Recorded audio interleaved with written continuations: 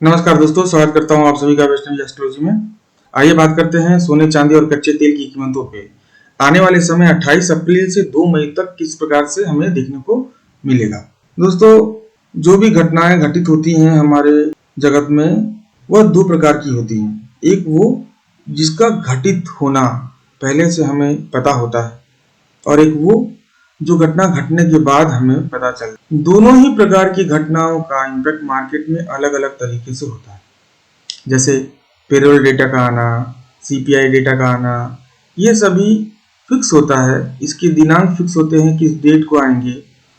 इनका इम्पैक्ट एक अलग तरीके से देखने को मिलता है। और जो घटनाएं हमें पहले से नहीं पता होती, जैसे एक्सीडेंट का होना, सडन न्यूज का आना, वह होने के बाद हमें पता चलता है। और कुछ घटनाएं ऐसी होती हैं जो घटित हो चुकी होती हैं, मगर उसका इम्पैक्ट बहुत बाद में हमें पता चलता है। मैंने बताया था एक बार अपने वीडियो में, फिर से मैं बताता हूँ। मान लीजिए कि किसी को मलेरिया हुआ, तो मलेरिया का मच्छर जिस दिन काटता है उसी दिन बुखार नहीं आती। 1 हफ्ता या 10 दिन के बाद हमें पता चलता है कि हमें मलेरिया हुआ। तो ये घटना घट चुकी थी, सिम्टम्स बाद में पता चला। तो जब सिम्टम्स पता चला तब उसका इफेक्ट भी हुआ और हम डॉक्टर के पास भी गए। तो इसी तरह से कुछ घटनाएं बहुत पहले घटित हो चुकी होती हैं, मगर उसका इम्पैक्ट दिखता नहीं है। यही रीजन होता है कि ग्रहों के कैलकुलेशन में कभी कभी एस्ट्रोलॉजर से गलती हो जाती है, क्योंकि ग्रह घटनाएं बताती हैं। घटनाओं का इम्पैक्ट को हमें समझना पड़ता है कि ये कब हो सकती है, उसका अनुरूप को समझना पड़ता है। इसी के लिए अगर कोई ग्रहों के हिसाब से चीजों का आंकलन करना चाहता है, तो उसके लिए पहले घटनाओं के अनुक्रम को समझे, घटनाओं के प्रकार को समझे, उसके बाद ग्रहों के इम्पैक्ट को मार्केट में प्रिडिक्ट करें। गलतियां होती हैं, जरूरी नहीं है कि इसकी वजह से एस्ट्रोलॉजी गलत हो जाए। एस्ट्रोलॉजी गलत नहीं होता, एस्ट्रोलॉजर ही गलत होते हैं जब भी गलत होते हैं। चलिए बात करते हैं किस तरह से इस सप्ताह हमें इम्पैक्ट देखने को मिल सकता है सोने, चांदी और क्रूड के दामों में। दोस्तों, ये 28 अप्रैल का चार्ट है। 28 अप्रैल को जो घटनाएं घटित हो रही हैं वह मैं आपको बता रहा हूं। सूर्य और चंद्रमा की युति ये महीने में एक बार होता है, और ये युति बहुत इंपॉर्टेंट होती है क्योंकि ये कभी कभी किसी किसी ट्रेंड के रिवर्सल को बताती है। सूर्य इसी वक्त शनि के साथ नवांश युति करके आगे बढ़ रहा है, और चंद्रमा भी इस नवांश युति के दौरान शनि के साथ ही था। अब शनि जिस घटना को बता रहा था वह था ट्रंप का टैरिफ वॉर, और उसकी वजह से जो असमंजस की परिस्थितियां बनी थी, उस असमंजस की परिस्थितियों में एक सुधार होगा, ऐसा यह एस्पेक्ट बता रहा है।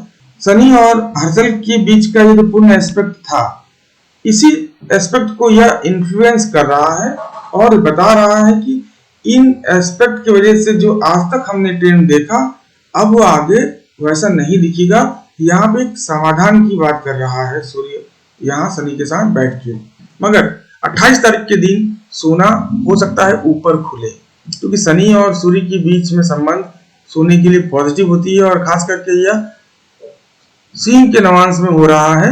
इसकी वजह से यह पॉजिटिव होगी, मगर यह पॉजिटिविटी चलेगी नहीं, इस बात का आप ध्यान रखें। यह पॉजिटिविटी ज्यादा दिन नहीं चलेगी, क्योंकि यहाँ यह संबंध चंद्रमा के प्रेजेंस से इस ट्रेंड का अंत हमें दिख रहा है ना।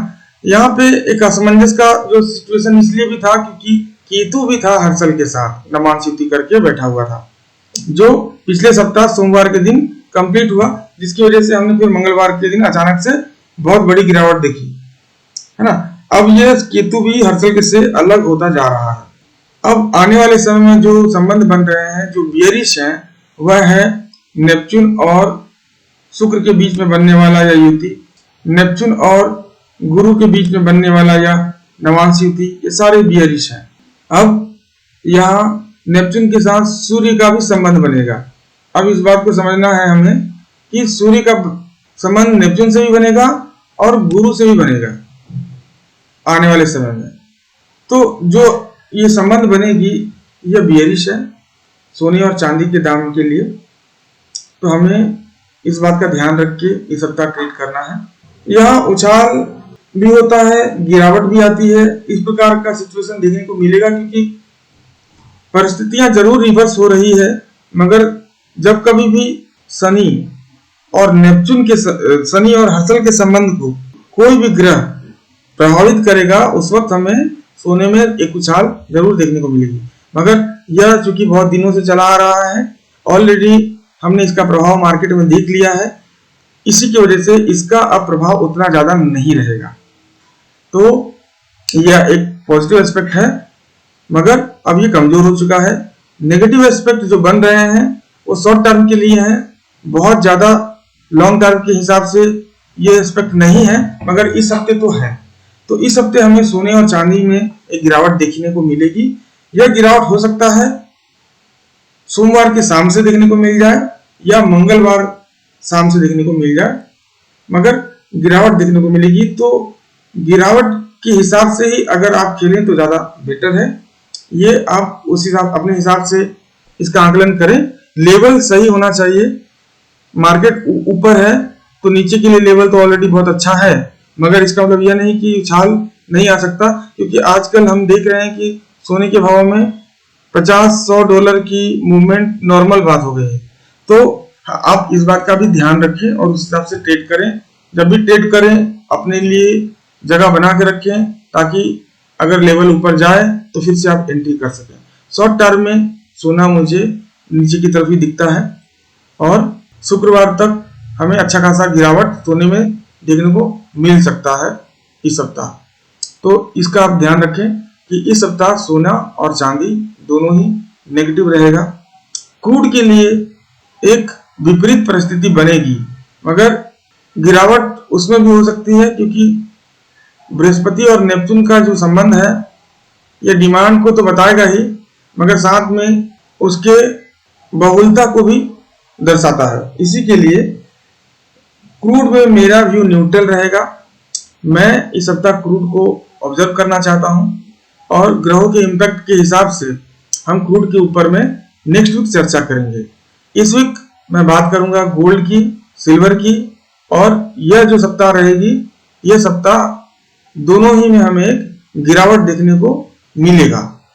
तो यह गिरावट आने वाले शुक्रवार तक तीव्र होती जाएगी। सोमवार के दिन हमें एक उछाल देखने को मिल सकता है सोने के भाव में, इस बात का ध्यान रखें, और एक अच्छा लेवल देख के आप एंट्री कर सकते हैं। थोड़ा बहुत ऊपर का लेवल हमें मंगलवार को भी दिख सकता है, अगर गिरावट सोमवार को नहीं हुई तो सोमवार और मंगलवार ये 2 दिन के बीच में जरूर कंफ्यूजन है। आप इन दोनों दिनों के बीच में ही आपको एंट्री आपने डिसाइड करनी है और उस हिसाब से आपको ट्रेड इनिशिएट करके आगे की तरफ बढ़ना है। मैं इस सप्ताह डेली प्रिडिक्शन नहीं करूंगा, क्योंकि मेजर एस्पेक्ट जो बन रहे हैं वो धीरे धीरे नेगेटिव ही होते जा रहे हैं, तो हर दिन प्रभाव उसी के हिसाब से रहेगा। और जो सोमवार का दिन है उसके लिए मैंने बताया है, क्योंकि शनि और सूर्य की नवांश युति है, तो इसकी वजह से एक उछाल हमें मार्केट में सुबह सुबह दिख सकता है, बाद में धीरे धीरे ये ट्रेंड नीचे की तरफ जा सकता है।